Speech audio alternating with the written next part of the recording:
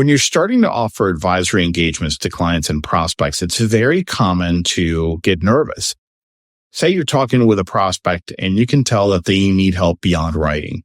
In fact, you can see that it doesn't yet make sense to go right into a writing project with them because they're not at a point where that's the best first step. And here's the kicker. You're nervous because you're not sure how to think about what they're sharing in the conversation or how to steer the discussion down a path of starting with some sort of advisory engagement as a first step. So here's what I do mentally to help me get better clarity quickly and to calm my nerves when I am in that conversation. It's a bit of a decision tree or decision flow chart, a powerful heuristic, if you will. So I ask myself the following questions. Number one, does it sound like they need help coming up with the right solution or intervention? So in other words, the right solution to the problem that they're discussing is not very well defined yet. And you can't really move forward with anything until they figure that out, hopefully with your help. Okay, so is that the thing? They just haven't really decided or haven't really formulated the right solution or intervention to solve the challenge that they came to you with. That's the first one. Number two, do they have the right intervention, but you can tell they need help improving how they're going to produce or create that intervention? So for example, they have the right idea for how to solve the problem, but as you listen to them talk about it, you realize the topic or the theme or approach they want to take is flawed. It's got some holes. They really shouldn't approach it that way. Okay, so do they fit into that bucket? Or do they fit in this third bucket?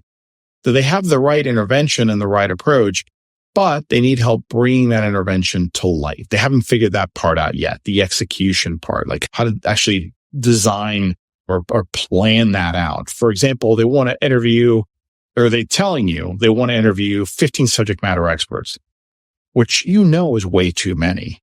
Or they want to do too much way too quickly. And you realize that they don't have a hand. They don't understand what that's going to take.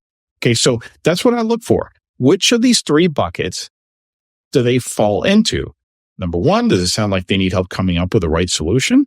But two, they have the right solution, but need help improving how they're going to create it, like taking the right approach. Or number three, do they have the right solution and the right approach, but in terms of the execution, they have the wrong plan to bring it to life? And I've found that in 90% of cases, it's going to fall. The issue is going to fall into one of those three buckets.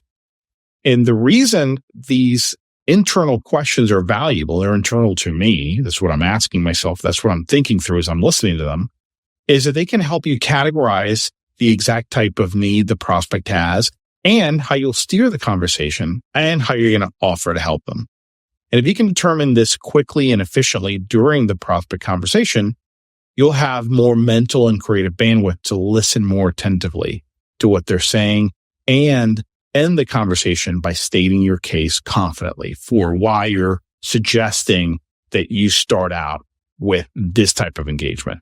So my suggestion is to give this heuristic tool a try next time you go into a prospect or client conversation where you notice that they may need help beyond just the writing.